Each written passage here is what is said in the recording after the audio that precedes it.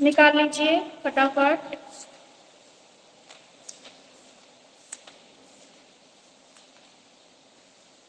Ma'am ये test कहाँ पर आएगा इन 5 स्टेप में से? Learning experience, efforts, intelligence, repetition और जनरलाइजेशन। हाँ, इसमें पहुंचे थे। एक मिनट बेटा, पेज नंबर निकाल लो मैं। और आ जाना बीच में, ज्यादा वो मत करना क्योंकि कोई भरोसा नहीं है हमारे कनेक्शन का। आज बारिश हो रही है बहुत ज्यादा।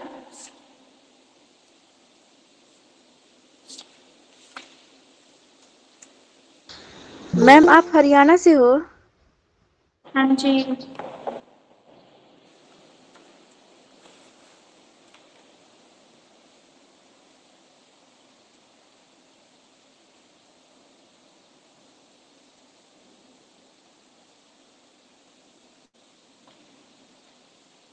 पेज नंबर बोलना बेटा जरा।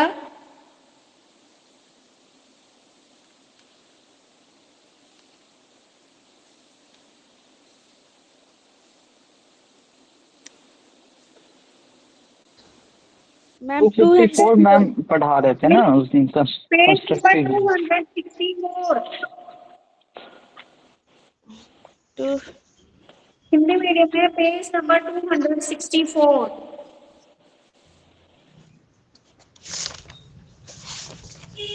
मैम इंग्लिश में? इंग्लिश में देख लो बेटे।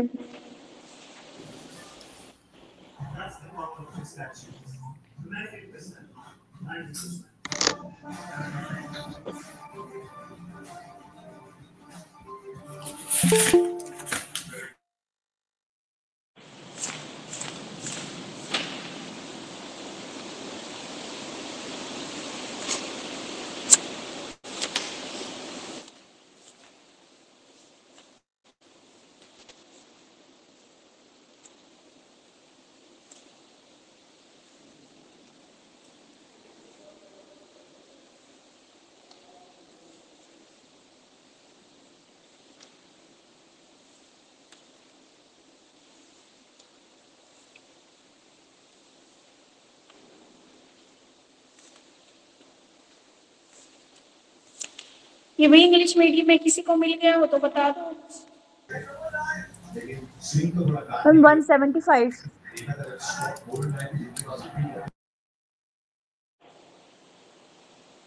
ओके।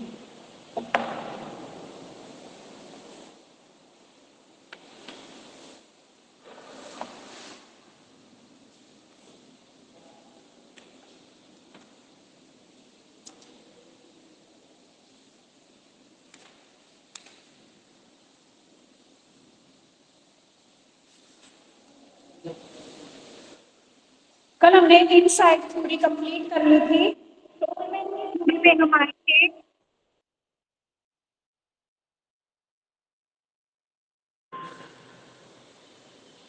टोलमैन की थ्योरी पे हम आए थे।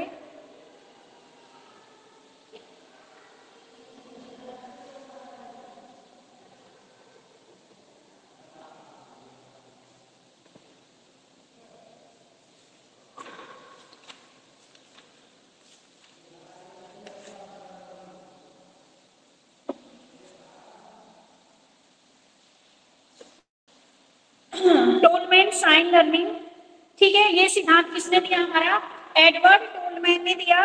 ठीक है, इस सिद्धांत के मैंने कल आपको कुछ अदर नेम भी बताए थे।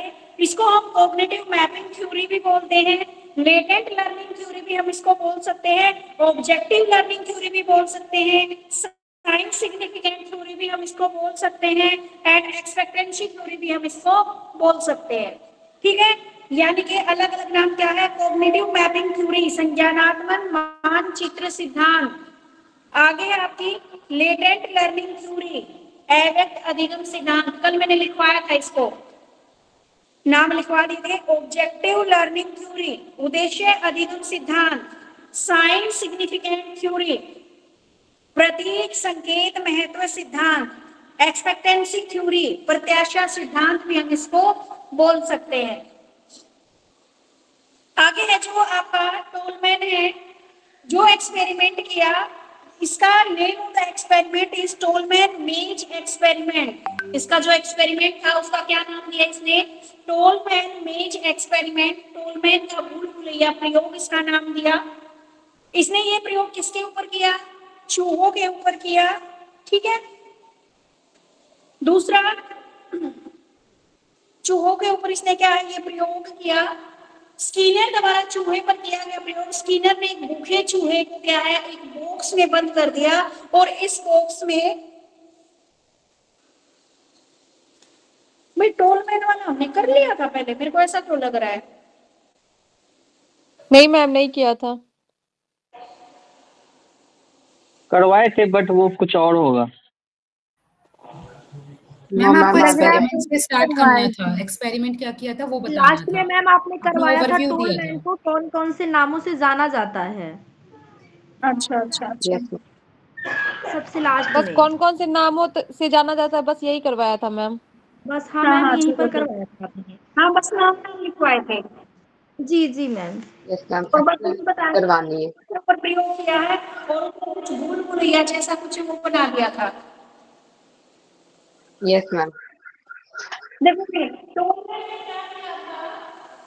चूहों के लिए उसने एक ऐसे टेढ़ा मेढ़ा रास्ता बना दिया और उनको चूहों को इसमें से जाके मान लीजिए मैम यहाँ, लाइट नहीं है क्या? दिख नहीं रहे हैं आप, अंधेरा है पूरा। चलो कोई नहीं आप सुन लो क्योंकि बेटा मौसम की वजह से ना इसलिए आपको ना तो दिखाई दे रहा है कुछ। ओके मैम, कोई बात नहीं। हाँ जी बारिश हो रही है बहुत तेज। कोई नहीं आप ऐसे ही सुन लीजिए फिर। कल वैसे मैंने पिक्चर दिखाई थी आप लोगों को यस मैम। बुक के अंदर कि क्या है एक ऐसा रास्ता बना दिया उसने। क्या है ये एक्सपेरिमेंट किया था ना, दो चूहों के ऊपर किया था उसने ये एक्सपेरिमेंट। एक चूहे के लिए तो क्या था इजी रास्ता बना दिया, उसने जल्दी से ढूंढ लिया खाने को। और एक चूहे के लिए क्या है उसने डिफिकल्ट रास्ता बना दिया जिससे वो देरी से पहुंचा भोजन के पास। लेकिन जब यही प्रयोग जब दोबारा से किया गया ये एक्सपेरिमेंट उन्हीं चूहों के ऊपर, और क्या कर दिया उस टाइम में उन दोनों का रास्ता चेंज कर दिया। ठीक है, मतलब अगर यही है मान लीजिए पहले चूहे को तो दिया था आसान रास्ता, वो जल्दी पहुंच गया। दूसरे चूहे को क्या दिया था? मुश्किल रास्ता दिया था। अब दोबारा से एक्सपेरिमेंट किया तो जो दूसरे वाला चूहा था जिसको मुश्किल था अब की बार वो जल्दी पहुंचा क्योंकि पहले उसने उस डिफिकल्टी को सोल्व कर रखा था। इसलिए जो सेकंड वाला चूहा था वो फिर दूसरी बार एक्सपेरिमेंट में वो पहले सीख गया क्योंकि उसने पहले सारी डिफिकल्टीज को क्या कर रखा था? सोल्व कर रखा था। और जो पहले वाला चूहा था उसने क्या है लेट से पहुंचा। वो लेट से क्यों पहुंचा? क्योंकि जो पहले वाले चूहे ने आसान रास्ता अपनाया था और आसान रास्ता अपनाने के बाद दोबारा उसको एक्सपेरिमेंट में क्या डिफिकल्ट टास्क मिला। डिफिकल्ट मिला तो उसको ऑफकोर्सली ज्यादा टाइम लगना ही था। और पहले वाले चूहे ने जब उसको डिफिकल्ट मिला था वहीं से उसने सीख लिया था कि रास्ता इतना डिफिकल्ट है तो नेक्स्ट टाइम क्या है वह जल्दी पहुंच गया। अब यहाँ पर उसने क्या क्या दिया है? Tolman has not consider a stimulus बस कॉल्ड ए साइन। टोलमैन ये मानते हैं कि हमारे सामने कोई स्टिमुलस से नहीं सीख रहा बच्चा, बच्चा साइन से सीख रहा है। ठीक है, अगर हम बच्चे को कुछ दिखा रहे हैं, कुछ साइन संकेत दे रहे हैं तो उसे बच्चा सीख रहा है। और ऐसे ही क्या है यहाँ पर चूहे को बताया गया कि उनको संकेत दिया गया कि भाई 3 रास्ते दे रखे थे, तीनों रास्ते भोजन के पास जा रहे हो, वो तुम्हारे ऊपर है, तुमने इजी रास्ता चुनना है या डिफिकल्ट रास्ता चुनना है। ठीक है, Tolman wanted to disprove Thorndike law of effect and replaced with his own set of 3 rules. जो टोलमैन है वो थॉर्नडाइक के जो लॉ ऑफ इफेक्ट है उसको क्या करना चाहते थे? बदलना चाहते थे, उसके प्रभाव का खंडन करते हैं ये टोलमैन उसके थॉर्नडाइक के। और अपने स्वयं के 3 नियमों का सेट इन्होंने बताया। एक तो बताया law of motivation, law of descriptions and law of emphasise. ये 3 नियम इन्होंने बताए।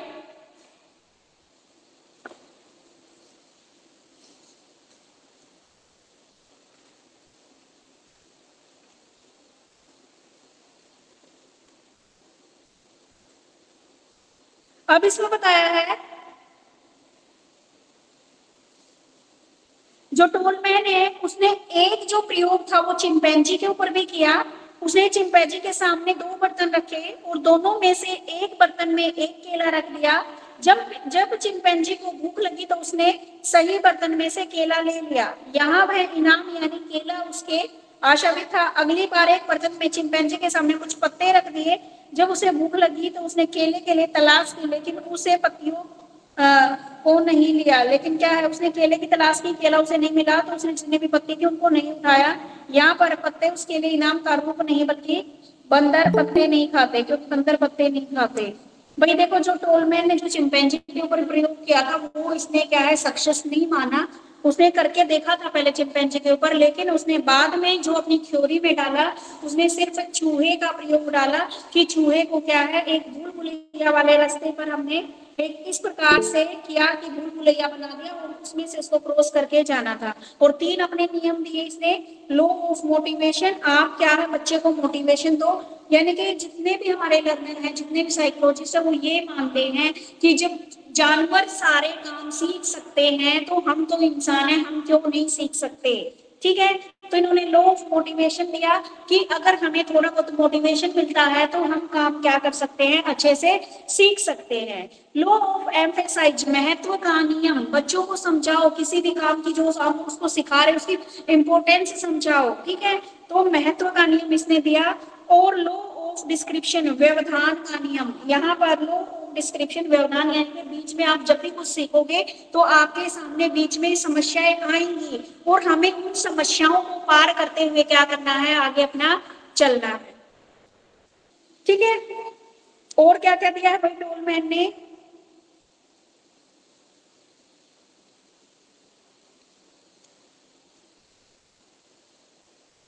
टोलमैन ने क्या जो बोले थे? हेलो मैम, हाँ जी बेटे, 3 लॉ दिए थे ना, law of motivation, law of importance and law of description. हाँ जी। Okay ma'am. अभी मैं बोर्ड पे लिखूंगी तो आप तो जो मैं बोल रही हूँ उसे सुन हाँ के नहीं लिख मैम, लीजिए। लिख चुके मैम। ये मैंने कल लिखवाया था ना वैसे। मैम लॉ नहीं पता लिखवाया था। अब इसने क्या है भाई, टोलमैन ने 1949 में मैम एक बार दोबारा से रिपीट कर देना। क्या बेटा, ये व्यवधान का नियम जो आपने भी बताया, महत्वाकांक्षी नियम। देखो बेटा, जिसमें सबसे पहले बता दें लो मोटिवेशन। अगर हम कोई भी काम सीख रहे हैं, अगर हमें बीच बीच में मोटिवेशन मिलता रहता है, कोई हमें अप्रेस करता रहता है, तो हम उस काम को सीख जाते हैं जल्दी।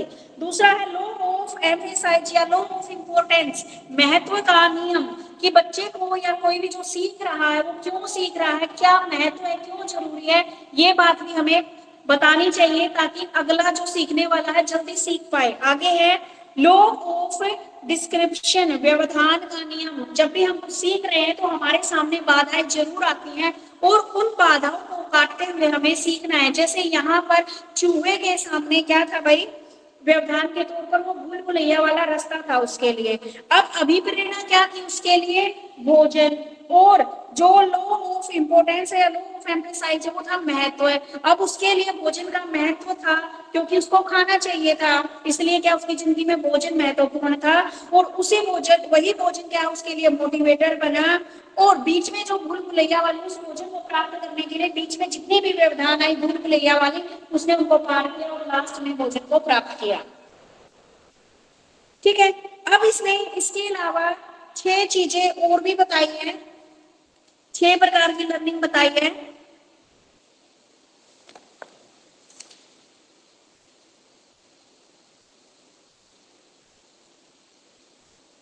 Six type of learning. सबसे पहले बताई है लर्निंग बाय कैथेक्सिस यानी कि अभिनिवेश, इक्विवेलेंट बिलीफ्स समतुल्य विश्वास, फील्ड एक्सपेक्टेंसीज क्षेत्र प्रत्याशाएं, फील्ड कॉग्निटिव मोड्स क्षेत्र संज्ञान रीतियां, ड्राइव डिस्क्रिमिनेशंस चालन वेग and motor patterns, motor patterns यानी गामा प्रतिरूप। कौन सा 6 पेज प्रकार नंबर? की बेटा इंग्लिश में है 176 और हिंदी में है 272।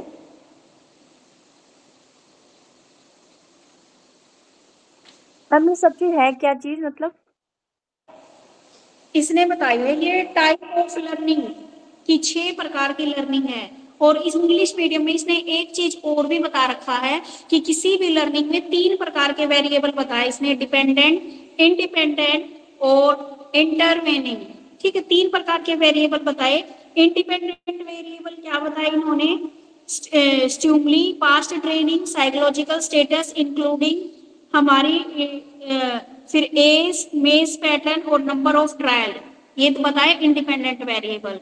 और उसके बाद मैम डिपेंडेंट हिंदी में वेरिएबल, ना, मैम हिंदी में 246 में भी वही टॉपिक है और 272 में भी वही टॉपिक है, 2 या 3 में सेम है मैम हिंदी में। वो मैंने ना पहले वही निकाल ली थी स्किनर वाले, उसने स्किनर ने भी चूहे के ऊपर उपयोग किया, इसीलिए बोला मैंने कि मैंने तो पहले पढ़ा रखा है। स्किनर ने भी सेम चूहों के ऊपर प्रयोग किया है, पहले मैंने भी वही पेज निकाला था। मैम लेकिन ये फिर 246 में वो टॉलमेंस के बारे में दिया है। एक मिनट देखती हूँ बेटा, 246 I'll wake up at 12. Me? And we on a question here? हाँ जी बेटा, Yes, Bobby. One for 12. Same है ना मैम? No. दोनों बार सेम क्वेश्चन दे रखा है।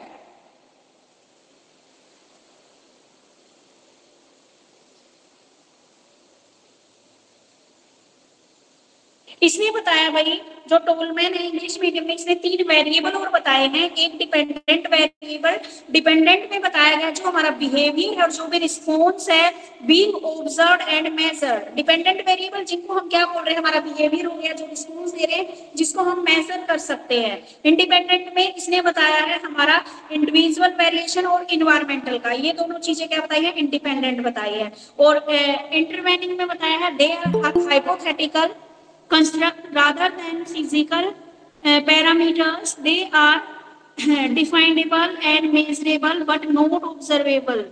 They have functional relationship with both independent and dependent variable. They are internal cognitive process. अब इसमें बताया इंटरवेनिंग में बताया है, ये एक हमारा हाइपोथेटिकल कंस्ट्रक्शन है। इसमें क्या है, हमारा फिजिकल एक हाइपोथेटिकल स्ट्रक्चर है जिसको हम डिफाइन कर सकते हैं, मेजर कर सकते हैं, बट नॉट ऑब्जर्व। इसको हम क्या है, ऑब्जर्व निरीक्षण नहीं कर सकते। ये क्या है, एक कार्यात्मक रिलेशन है इंडिपेंडेंट और डिपेंडेंट वेरिएबल के बीच में। और ये क्या है, हमारी कॉग्निटिव की इंटरनल प्रोसेस है। इसने बताया भाई टोलमैन ने कि जैसे चूहों का जो एक्सपेरिमेंट दिया उसके साथ साथ इसने 3 वेरिएबल दिए, जैसे इसने 3 लॉ दिए ना, इसने 3 तत्व और बताए कि मेरी थ्योरी में एक तो डिपेंडेंट वेरिएबल है, एक इंडिपेंडेंट है और एक क्या है हमारा इंटरवेनिंग। डिपेंडेंट में बताया इसने अपना बिहेवियर और रिस्पॉन्स, जैसे चूहा क्या है, चूहे का डिपेंडेंट वेरिएबल क्या बताया कि चूहा किस प्रकार का बिहेवियर कर रहा है, उस खाने को प्राप्त करने के लिए कहां कहां से गुजर रहा है। इंडिपेंडेंट वेरिएबल में इसने 2 बताए हैं आपके, एक तो इन्वायरमेंट और दूसरा इंडिविजुअल वेरिएशन। अब क्या करेगा, इंडिविजुअल में चूहे ने क्या किया, एक तो वहां पर देखा इन्वायरमेंट देखा, भाई ये तो पूरा भूल गया है, ठीक है। दूसरा उसने फिर अपने इंडिविजुअल खुद दिमाग लगा के उसको सोल्व करने की कोशिश की। दूसरा बताया इंटरवेनिंग की जो डिपेंडेंट है और जो इंडिपेंडेंट है उनके बीच में कोरिलेशन करना। और फिर जो हमारे सारे के सारे कॉग्निटिव प्रोसेस बताए गए, इसको इन दोनों में जो हमारे डिपेंडेंट है यानी कि चूहे ने सोचा कि भोजन को कैसे प्राप्त किया जाए, उसके साथ साथ जो उसके सामने भूल भुलैया था उसको देख के इन सब चीजों को सोल्व करने के लिए दोनों चीजों को किसके अंदर ये मिक्स किया गया, इंटरवेनिंग के अंदर, ठीक है। ये क्लियर हुआ है ये वेरिएबल? मैम ये वेरिएबल का थ्योरी तो उन्होंने भी दिया है ना, स्टेज के फॉर्म में, पियाजे ने।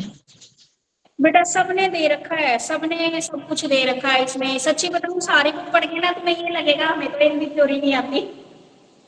तो मैम कुछ भी पूछेगा सब में सब लिख देना है क्योंकि सबका सेम ही है, सिर्फ नाम अलग अलग है, कहानी अलग है। एक जैसा ही है, लेकिन किसी ने बंदर के ऊपर प्रयोग किया, किसी ने चूहे के ऊपर, लेकिन लगभग सबका सेम सेम ही है सब कुछ।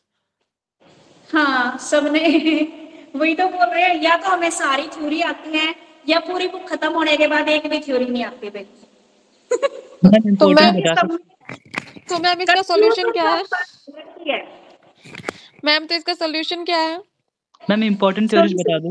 भाई बार बार इसको रिवाइज करो और क्या होएगा, एक दो बार और पढ़ोगे तब ज्यादा क्लियर हो जाएगा। मैम इन सभी 6 थ्योरीज में से इम्पोर्टेंट कौन सी है?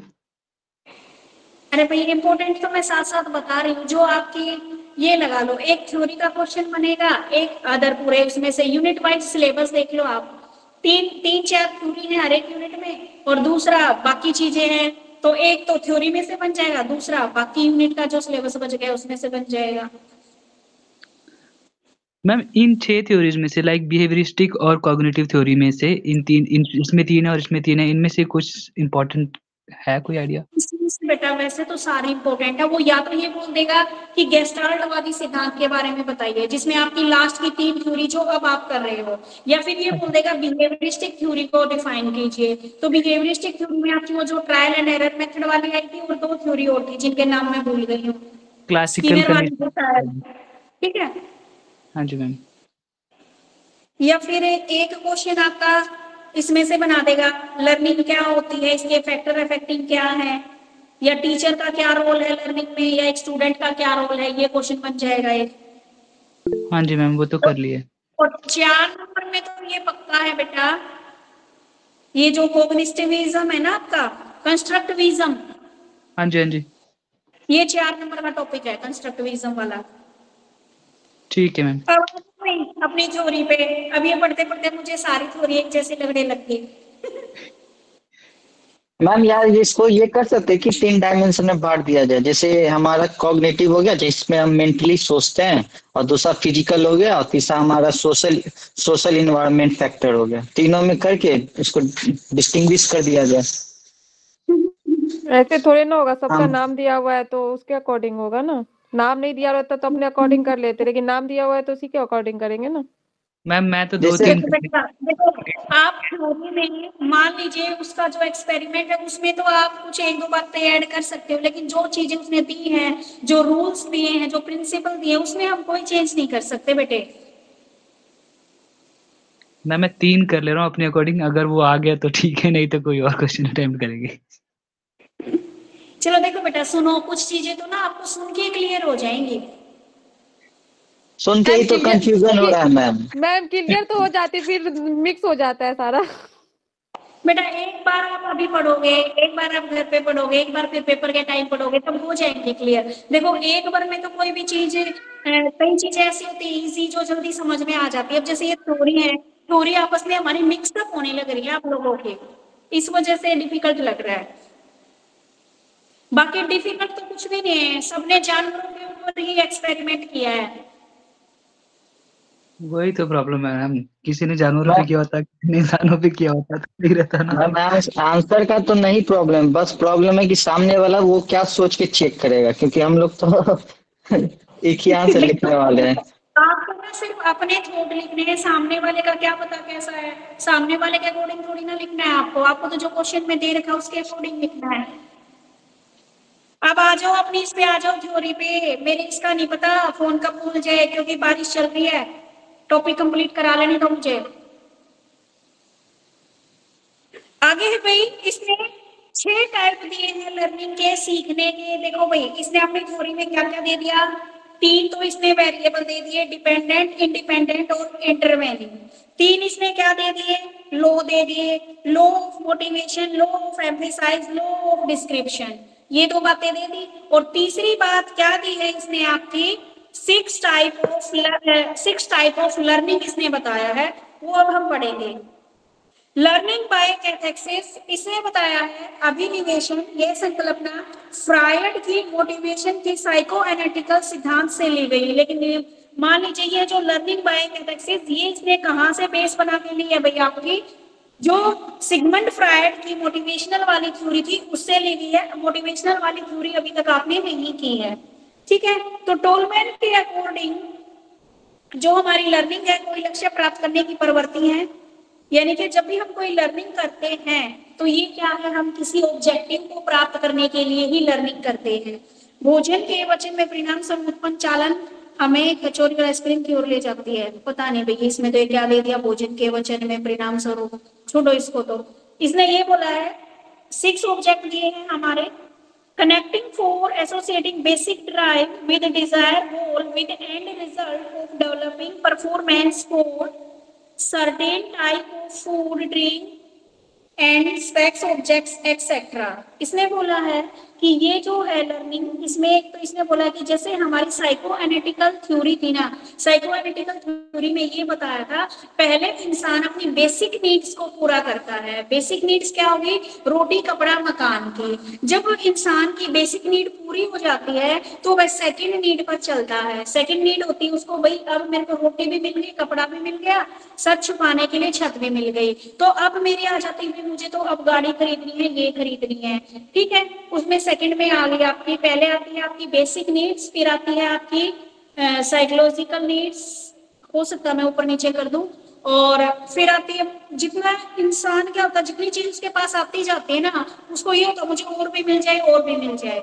तो इसने यही बोला है कि जो हमारी लर्निंग बाय कैथेक्सिस, यानी कि बच्चे पहले क्या है, बच्चे लगा लो या कोई भी है जो भी लर्निंग है, पहले अपने गोल को लेकर सामने रखकर फिर हम क्या करते हैं, उसको अचीव करते हैं। और सबसे पहले हम क्या करते हैं, बेसिक्स को लेते हैं। जैसे आपकी सिगमंड फ्रायड ने रोटी कपड़ा मकान को लिया था, उसी के अकॉर्डिंग हमने भी पहले क्या है, बेसिक्स को लेना है। चीजों को सीखने के लिए पहले बिल्कुल बेसिक से स्टार्ट करना है, ठीक है। सर्टेन टाइप, जैसे हमें क्या होती है हमारी बेसिक नीड, आप भोजन हो गया, ड्रिंक हो गया, ये सारी चीजें बता दी इसने, ठीक है।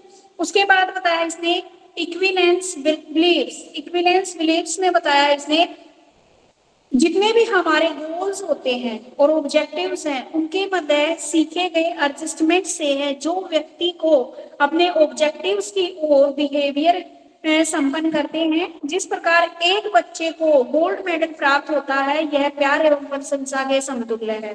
भाई देखो इसके तो ये बड़े डिफिकल्ट दे रखे हैं। इक्विवेलेंस बिलीव्स में बोला इसने जितने भी हमारे गोल्स हैं, साथ में जितने भी सब गोल्स हैं, मेजर वन एक्वायर अट्रैक्ट क्या हमारा attractiveness at the end of goal. जो हमारी अट्रैक्टिवनेस है, जो भी हमारी अट्रैक्टिवनेस है हमारे बिहेवियर की, वो हमारे किसके ऊपर होनी चाहिए, गोल के ऊपर होनी चाहिए। मैम ये सब एज के लिए बता रहे हैं या एडोलसेंस और चाइल्ड के लिए? नहीं बेटा, ये लर्निंग की थ्योरी है, ये इसने ये नहीं बताया ना, तो इसने एडोलसेंस दिया, इसने बोला है सिर्फ लर्निंग ऐसे होती है ना। इसने छोटे बच्चों का नाम लिया यहाँ पे, ना बड़े बच्चों का नाम इसने। तो ये सबसे लागू है। बाकी जो इसकी जो चीजें दे रखी है ना, ये तो मुझे बड़े बच्चों के हिसाब से ही लग रही है।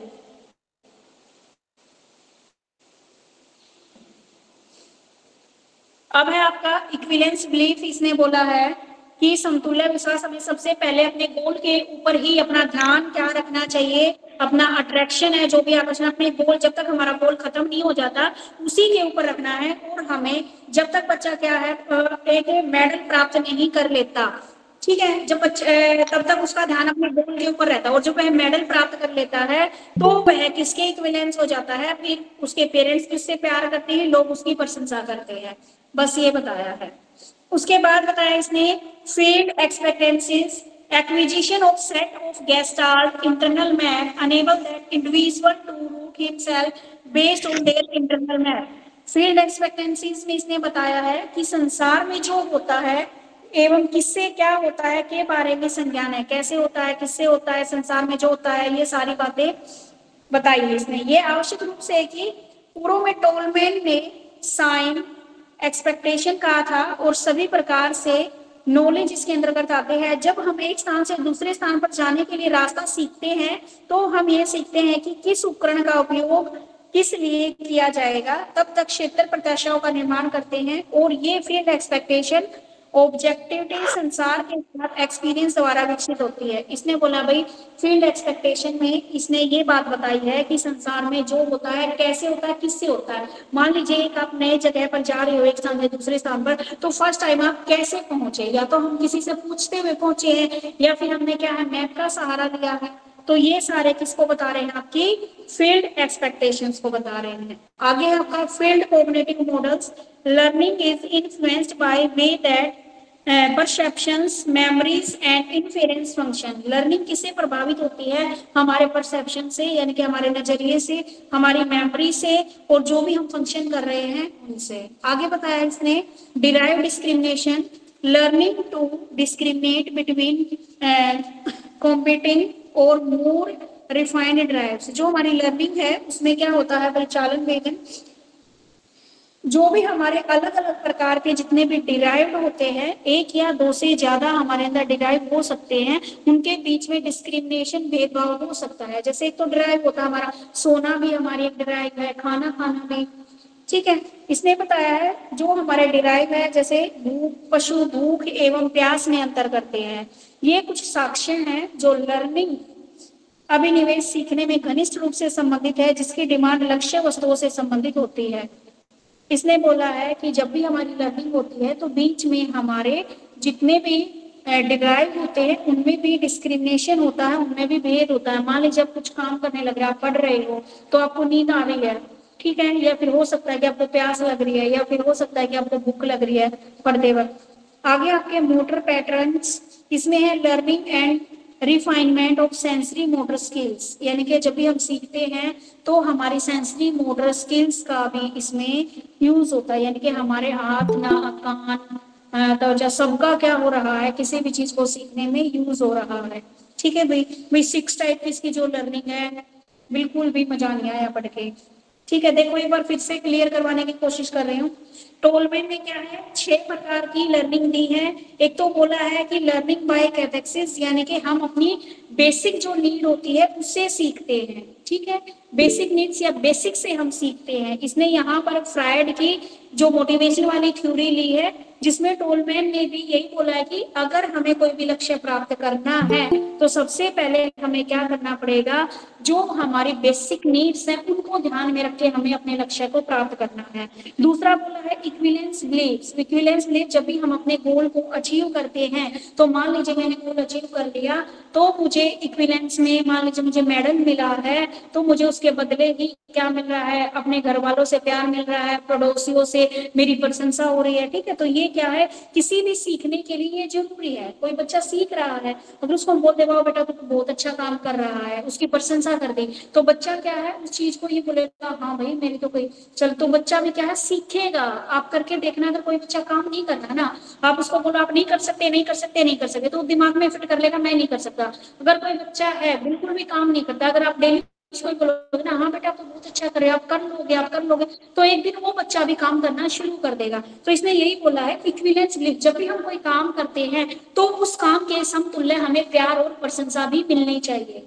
आगे बताया है फील्ड एक्सपेक्टेंसीज, यानी कि जब भी हम अपना गोल्स को या उसको एक्वायर करना चाहते हैं तो हाँ एक इंडिविजुअल को क्या है himself based on their internal map, तो कोई भी रूट हमें फाइंड आउट करना है तो वो हमारा क्या होगा, हमारे इंटरनल मैप के जरिए, या फिर हम किसी की हेल्प से कर रहे हैं तो नेक्स्ट टाइम हमें वो चीजें अपने दिमाग में फीड करके रखनी है। मान लीजिए आप बच्चे को हमने काम दे दिया, इस बार हमने उसको सिखा दिया, हमने बता दिया, अगली बार बच्चा इस कैपेबल हो जाए कि वो खुद करे उस काम को। तो ये बोला इसने फील्ड एक्सपेक्टेंसीज। आगे है फील्ड कॉग्निटिव मोड्स। जब भी हम लर्निंग है तो हमारी लर्निंग हमारे नजरिए से प्रभावित होती है, हमारी मेमोरीज कितनी है कि जो चीज सिखाई थी याद है या नहीं है, या फिर हम कितने फंक्शंस कर रहे हैं, काम कर रहे हैं। आगे है डिराइव डिस्क्रिमिनेशन। जब भी हम सीखते हैं तो हमारे जो बेसिक ड्राइव्स हैं, भूख, नींद, प्यास, ये सारी चीजें भी बीच में आती हैं, तो इनमें भी क्या होता है, बीच में डिस्क्रिमिनेशन होता है। तो एक या दो से अधिक डिराइव हमारी उत्पन्न हो सकती है। देखो भाई हम भी जनरली जब पढ़ते हैं या हम पढ़ाते हैं तो बीच में हमें प्यास लगती है, ठीक है, तो ये हमारा क्या है, लर्निंग के बीच में डिस्क्रिमिनेशन हो रहा है। आगे है मोटर पैटर्न। जब भी हम सीख रहे हैं तो हम अपनी सेंसेस का प्रयोग कर रहे हैं। अब मैं यहाँ पर आप लोगों को पढ़ा रही हूँ तो क्या है, मैंने अपने कान भी खोल रखे हैं, आंखें भी खोल रखी है, ठीक है, अपनी सारे क्या है 5 ज्ञानेंद्रियों का प्रयोग कर रही हूँ, ठीक है। तो ये थी आपकी 6 प्रकार की लर्निंग। हुआ भाई कुछ क्लियर 6 प्रकार की लर्निंग का? जी मैम। अब आगे आ जाओ, हो गया तो लो मैंने बता दिए थे आपको।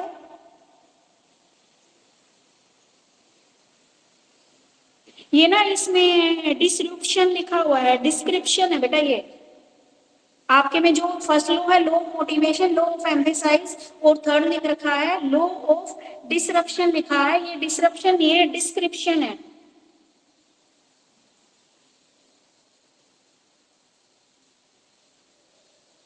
आगे देखो भाई, इसमें दे रखा है education application of the Tolman sign learning. Ma'am Tolman description, description तो मतलब वो होता है ना किसी का मतलब व्याख्या करना, किसी के बारे में बताना। डिस्क्रिप्शन के बारे में से लिखा है वायलेंट स्टिमुलाई या तो फिजिकल या कोई इमोशनल। दूसरी बुक में इसमें मिस्टेक, एक बुक में मिसप्रिंट है, इसको ठीक कर लेना।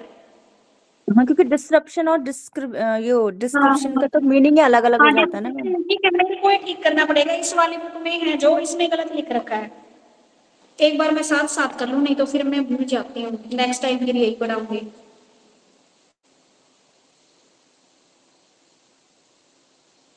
डिस्क्रिप्शन तो सही बोल रहे हो, उसको एलोकेट करना।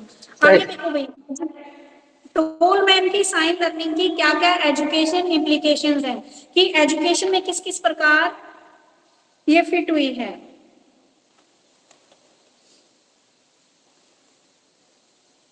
बिहेवियर पर्यावरणीय स्टिमुलस से प्रभावित होता है, इसलिए जो भी हमारा कैरिकुलम है वो प्लानिंग तथा एडमिनिस्ट्रेटिव को चाहिए कि पाठशाला में फर्नीचर, उपकरण तथा कक्षा पर्याप्त स्वच्छ एवं सुंदर। अब इसने बताया है कि यहाँ पर जो आपके कंपोनेंट में बात आई थी, उसमें जो वेरिएबल की बात आई थी, उसमें एक इंडिपेंडेंट था जिसमें हमारा इन्वायरमेंट का भी फर्क पड़ रहा है। तो इसने ये बोला है कि हमारी लर्निंग में, उसने ये बोला है कि हमारी लर्निंग में हमारे इन्वायरमेंट का भी प्रभाव पड़ता है। तो इसलिए जहां पर हम पढ़ रहे हैं वहां पर क्या होना चाहिए, एक तो फर्नीचर, उपकरण अच्छे होने चाहिए, कक्षा का वातावरण स्वच्छ एवं सुंदर होना चाहिए। अब देखो, अब यहाँ पर तुम डायरेक्ट देख सकते हो हमारे ऊपर भी इन्वायरमेंट का फर्क पड़ रहा है। अब अंधेरा है मेरे रूम में, ठीक है, तो आपको अच्छे से दिखाई नहीं देगा, नहीं दे रहा ना, तो इन्वायरमेंट का फर्क पड़ा।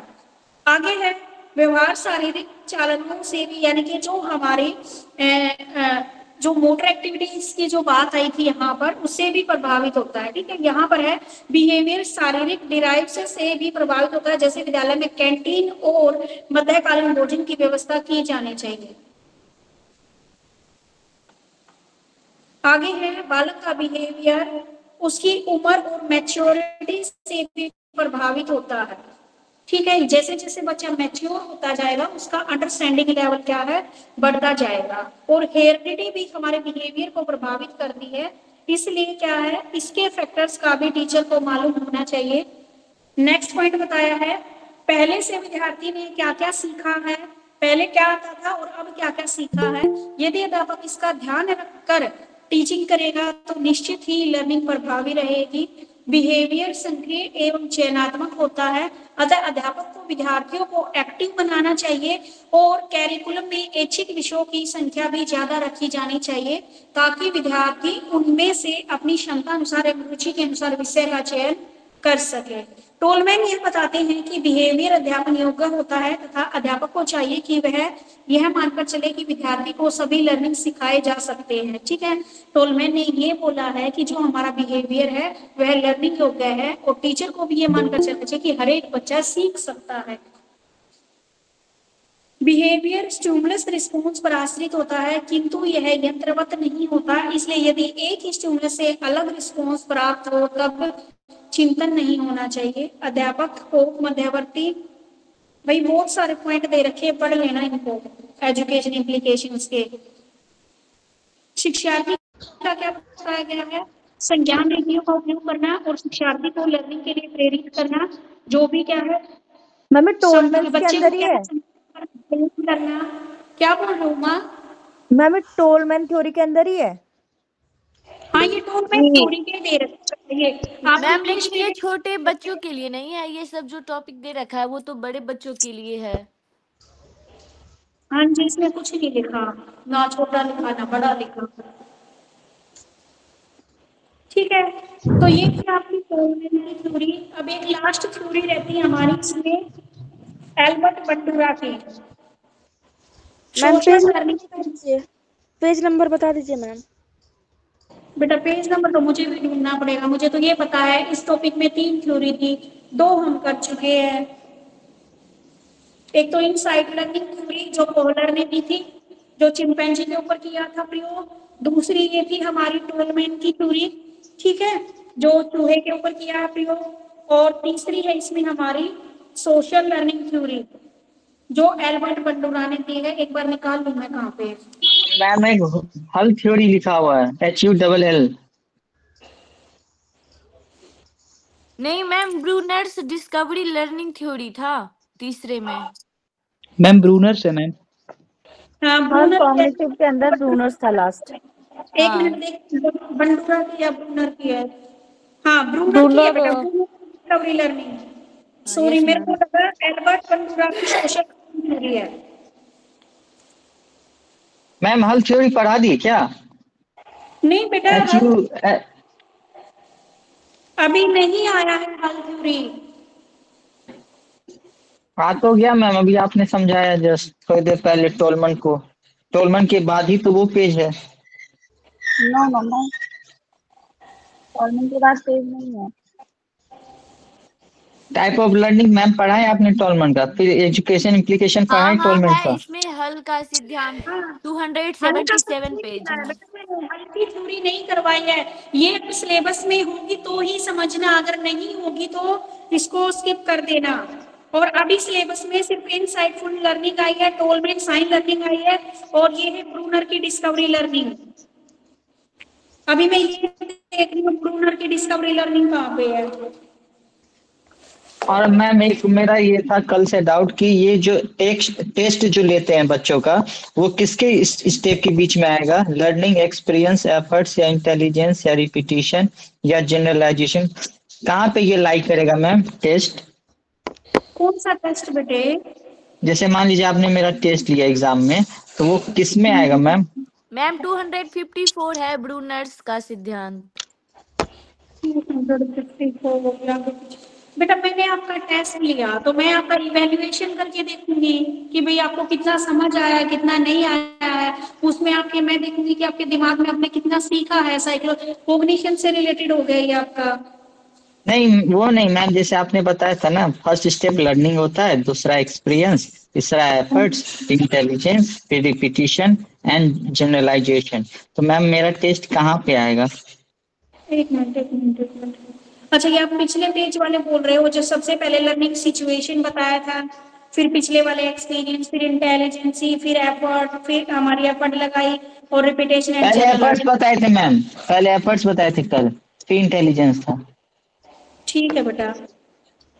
तो मैम तो इस टेस्ट हम कहाँ पे लिख दें एग्जाम्पल में? एग्जाम्पल में क्या पूछ रहे हो आप? टेस्ट टेस्ट जैसे आपने मेरा टेस्ट लिया तो वो कहाँ पे आएगा?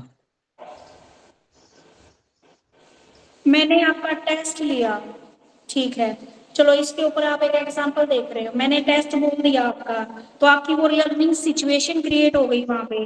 फिर आपने क्या है, मान लीजिए आपको कुछ याद नहीं था, तो आपने अपने पहले वाला चीज एक्सपीरियंस देखा कि भाई पहले मैंने कभी इस टॉपिक को पढ़ा है या नहीं पढ़ा है। फिर आपने मैम एफर्ट मैं लगाई। मैम मैंने पहली बार टेस्ट दिया स्कूल में, नर्सरी में। हाँ जी तब मैम वो कहाँ पे आएगा? बेटा, आपने नर्सरी में टेस्ट दिया है, तो चलो नर्सरी में तो बच्चे को कुछ आता ही नहीं। उसको तो बस ये है कि घर पे उसको सिखा दिया भाई ये एप्पल होता है, ठीक है, ये बॉल होती है, तो उसके ऊपर तो कैसे अप्लाई करोगे इसको? तो टेस्ट मैम कहीं पे भी डाल सकते हैं या सब में आएगा? लर्निंग में भी टेस्ट होता है, एक्सपीरियंस में भी टेस्ट होता है, एफर्ट्स में भी टेस्ट। पहले आप ये तो देखो ना, इसने ये बड़े बच्चों के अकॉर्डिंग दी है या छोटे बच्चों के? इसने ये बड़े बच्चों के अकॉर्डिंग दी है शायद। तो मैम बड़े बच्चों का भी तो टेस्ट होता है, जो भी होगा मेरा जुलाई यस में। मैम। अब मैम बच्चों अभी की यूनिट 3 में एंड मैम आल्सो अभी जो टॉलमेंस थ्योरी पढ़े वो तो बड़े बच्चों पे ही होता है मैम। हाँ जी, अभी तक मैं बड़े बच्चों का एग्जाम्पल ले रही हूँ, तब तो इसने बोल दिया कि नहीं नर्सरी में है बच्चा। ऐसे ही क्या करता है, मुझे कंफ्यूज कर देता है। अच्छा सॉरी, बताइए आप। मैम हिंदी में अच्छा है मैम, अगर 257। मैम अगर मान ले कि उसके पास एक्सपीरियंस नहीं भी था, तो फिर ये उसके पास न्यू एक्सपीरियंस आ जाएगा ना टेस्ट देने के बाद। हाँ जी, तो मैम ये एक्सपीरियंस में लिख ले टेस्ट को। हाँ एक्सपीरियंस में लिख ले भाई, तू सारी चीजों की हाँ हाँ बर्बादा चल मेरे से। के कर मैम, ये के कहाँ से है, उनको बोलिए थोड़ा अच्छे से फिर समझाएं।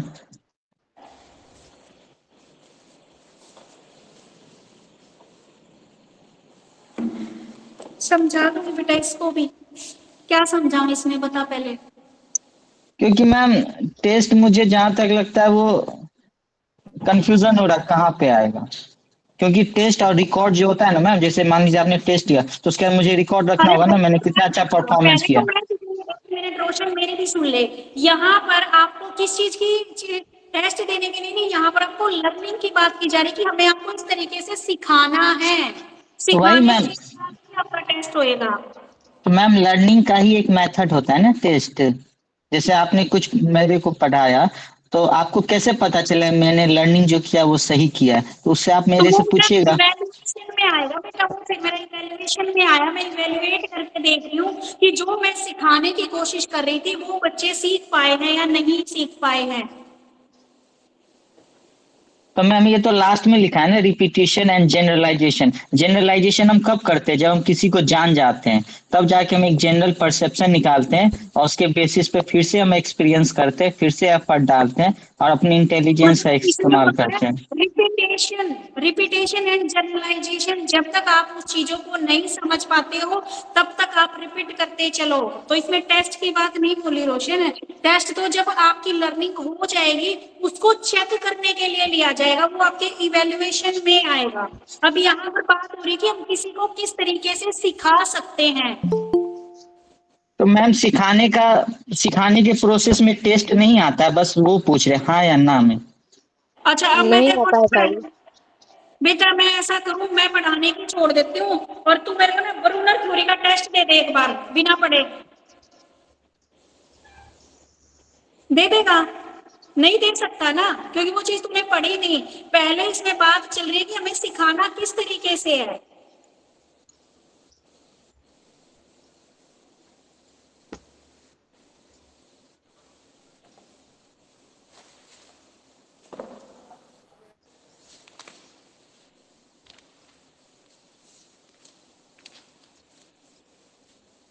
लेकिन मैम उसमें तो एक्सपेरिमेंट में दिखाया था चूहे का और क्या नाम था उसका, बंदर का।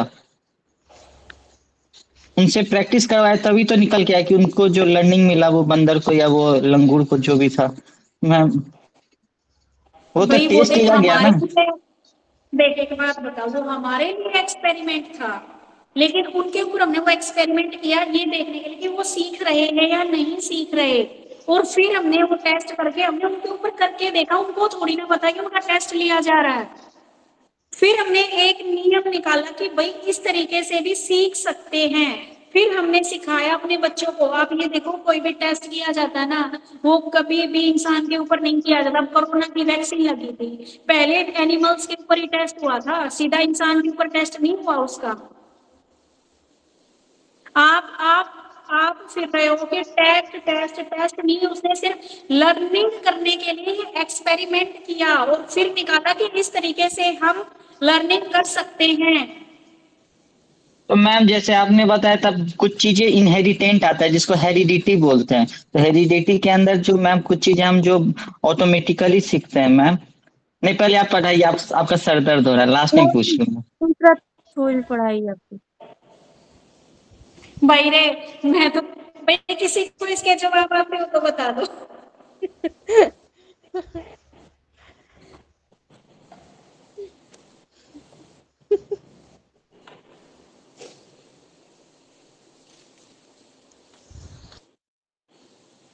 अब ना इसकी ये ब्रूनर वाली थ्योरी ना मैं कल करवाऊंगी, मतलब मंडे को।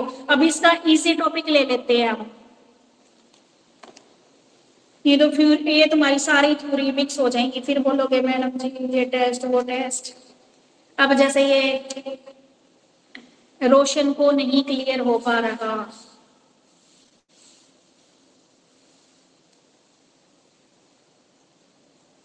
एक तो ऐसे भैया ही कंफ्यूजन है, एक तो ऐसे ही कंफ्यूजन है, ये बोल बोल के और कंफ्यूज कर देता है।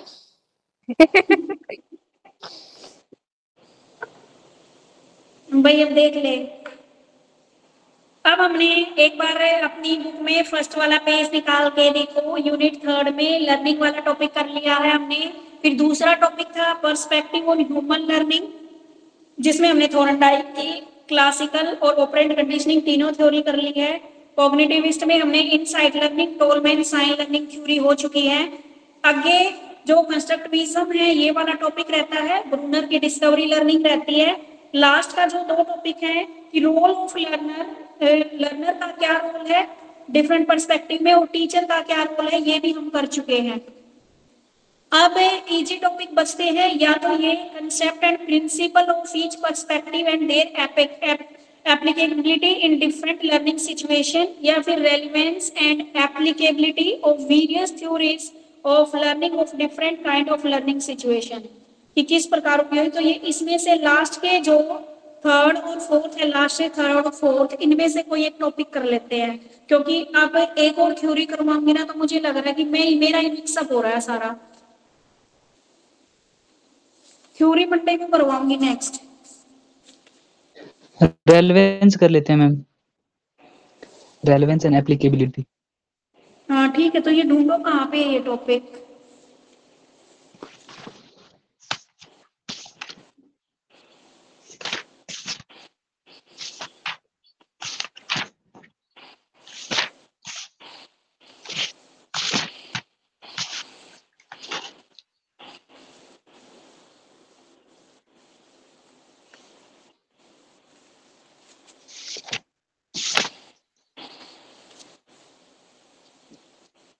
जैसे मैम 198 मैम जैसे एग्जाम्पल मेरी मम्मी जैसे है, वो क्या करती रहती है, अलग अलग मान लीजिए एक्सपेरिमेंट करती है किचन में जाके, तो वो तो टेस्ट हुआ ना, वो टेस्ट करने के बाद उनका हाथ जल जाता है या कभी खाना जल जाता है या कुछ खराब बन जाता है, तो मैम उससे उनको लर्निंग मिला ना, टेस्ट से लर्निंग मिला, और उसके बाद वो एफर्ट डालेंगी और फिर लगता है वो अपने इंटेलिजेंस का इस्तेमाल करेगी, और उसके बाद लेकिन रिपीटिशन।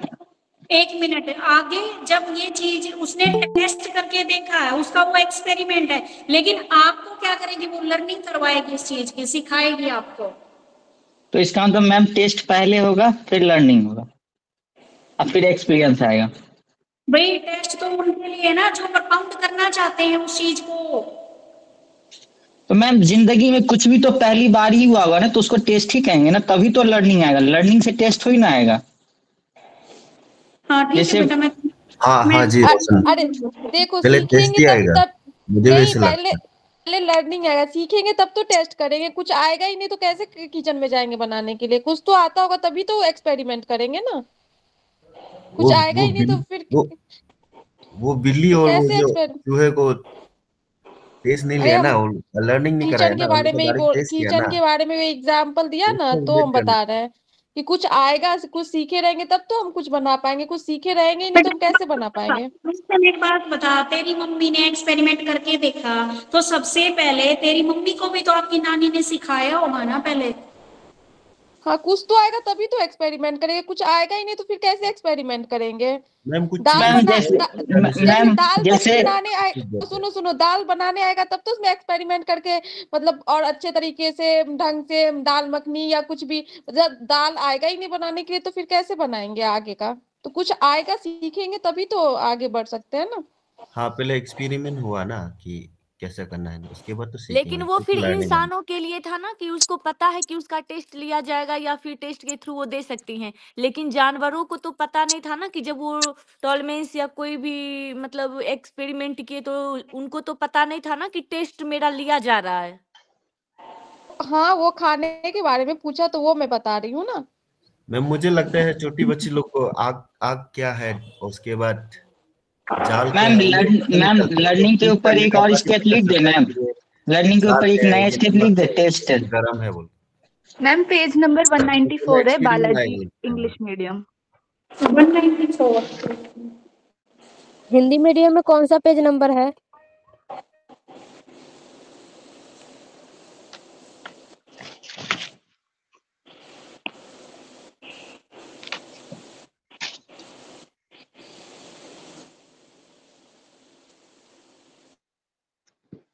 टॉपिक कौन सा है अभी?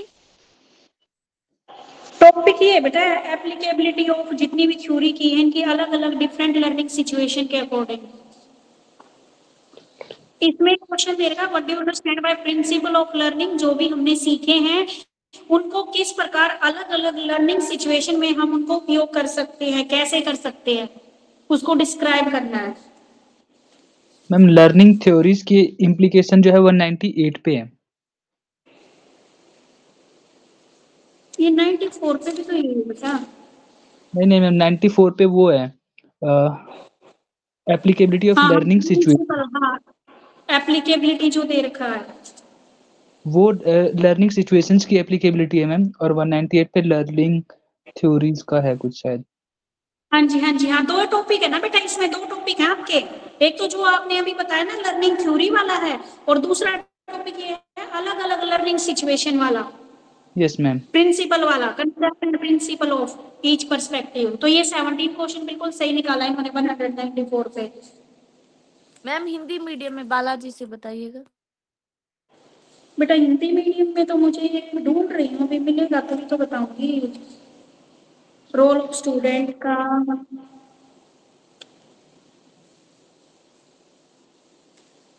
283 क्या पेज नंबर? बेटा ये तो हमने पढ़ लिया ना, role of student and teacher है ये तो।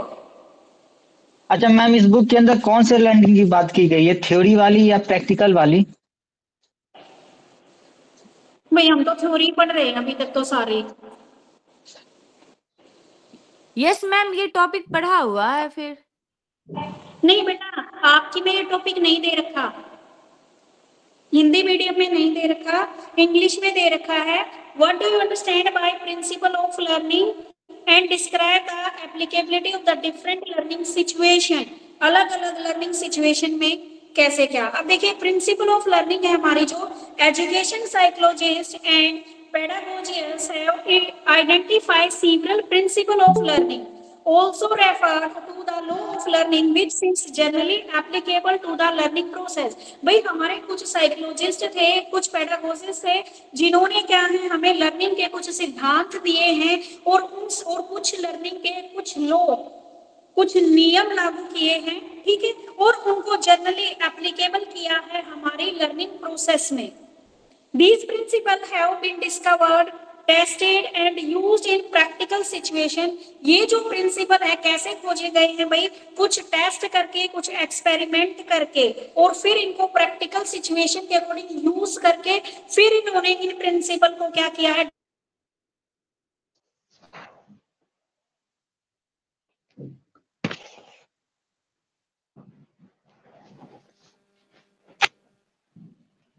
मैम दिख रही है आप लोग को? नहीं। पेज नंबर कौन सा था? नहीं दिख रहा है हमको, शायद लाइट चलेगी। Balaji page number 194 page number. Hindi medium में, हिंदी मीडियम में है ही नहीं। मैम ने बोला कि नहीं है हिंदी मीडियम में ये टॉपिक। बालाजी इंग्लिश मीडियम में इसमें नेचर ऑफ लर्निंग सिचुएशन है। इंग्लिश मीडियम में तो क्वेश्चन नंबर 17 है। बालाजी में हिंदी मीडियम में नहीं है ये टॉपिक। 283 में वही शायद है। एक बात बताओ आप लोग, अगर मैंने बोला साइकिल चलाओ, अगर आपने थ्योरी सुन लिया साइकिल चलाओ, लेकिन आपने कभी चलाया ही नहीं प्रैक्टिकल, तो आपको एक्सपीरियंस हो जाएगा साइकिल चलाने का?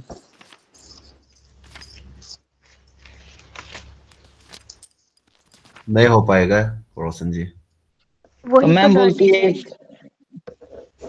तो लर्निंग कहाँ से आएगा? टेस्ट करने से आएगा ना, कि मैंने चलाया तो वो टेस्ट था। टेस्ट कैसे, जब आप फिर लर्निंग आएगा किस तरीके से? हम प्रोसेस ऑफ लर्निंग बोलेंगे।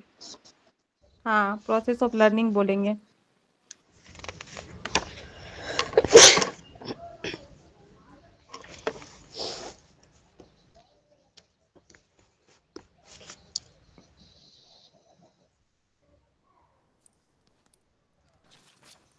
अच्छा मेरे को आप लोग ये बात बताओ, आप लोग सबके पास बालाजी का बुक है? हाँ। तो किसी के पास हिंदी है, किसी के पास इंग्लिश है ना बालाजी का। नहीं, मेरे को तो ये लक्ष्मी पब्लिकेशन का मिला है। सारे बुक बालाजी की है? जी हम लोगों के पास है बालाजी की सारे बुक जी। हाँ तो आप लोग को मिला है या खरीदे हो आप लोग? मिला है नहीं मिला मिला है है, कॉलेज से मिला है। तो कॉलेज बुक की तो ये तरफ से। मार्केट में तो मिलता होगा बालाजी का। पता मार्केट से ले नहीं पता। लीजिए, मार्केट से ले लीजिए या फिर ऑनलाइन कर दीजिए, आ जाएगा। ठीक है, क्योंकि मेरे पास बालाजी का है ही नहीं, लक्ष्मी पब्लिकेशन का है। कंटेंट तो सेम होगा। हाँ सेम है, बट मैम पढ़ाती है तो फिर ठीक रहता है ना।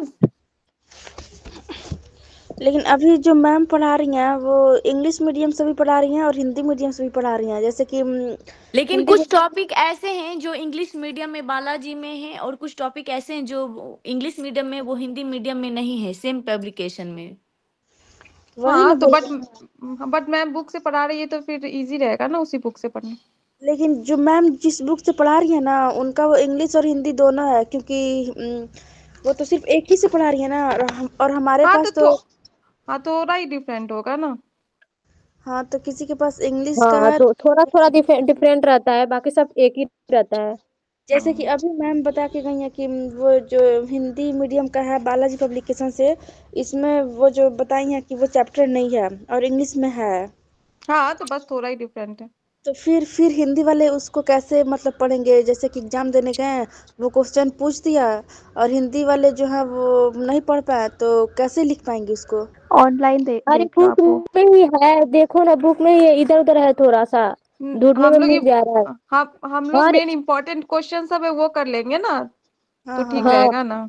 हर इतना थ्योरी हेलो इसमें भी जो स्टूडेंट, है अलग अलग है। हेलो स्टूडेंट, ये हाँ क्लास बाइंड अप हो गई क्या? हाँ जी। जी नहीं नो मैम। नहीं नहीं मनीषा मैडम, मैं बता एडमिन से बात कर रही हूँ, एक्सपर्ट एकेडमी एडमिन से बात कर रही हूँ। मनीषा मैडम कहाँ पर है? क्लास हो गई? नहीं मैम, नहीं अब बाकी है, लेकिन मैडम अभी नहीं है। मैडम किस मतलब क्या बोल के, क्या बाइंड अप कर दी क्या क्लास? नहीं नहीं नहीं मैम। चेक नेटवर्क करेगी। इशू है तो मैम का है होगा, कि बारिश की वजह से वाईफाई का मेरे को लग रहा है इशू है कुछ। अच्छा मैम, वाईफाई का? आप जो एडमिन है, मैं आपसे कुछ मैम मैम बात क्या नाम है, बताइए बताइए वेदानी? बताइए। रोशन रोशन, आप मुझे भी हाँ आपसे ही बात करनी थी वैसे।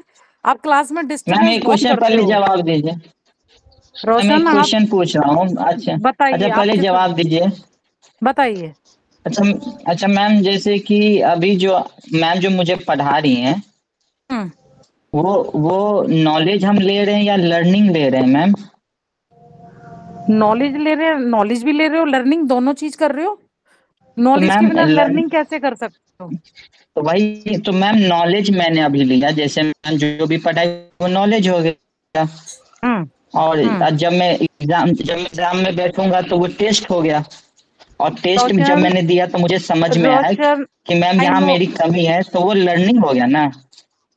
ठीक है, ओके। अब मेरे को ये बताओ कि तो क्लास के मैं एक मिनट रोशन, थोड़ा सा दूसरों को भी सुना करो। आप बोल रहे हो अभी नॉलेज और लर्निंग, ये तो आपके फैकल्टी बताएंगे, बट मुझे बताओ इस टॉपिक पर इतनी जो बात कर रहे हो, आपकी 1 से 1.5 घंटे की क्लास होती है और आपका कोई ना कोई टॉपिक शुरू हो जाता है, तो आप बताइए क्लास कैसे आगे चलेगी?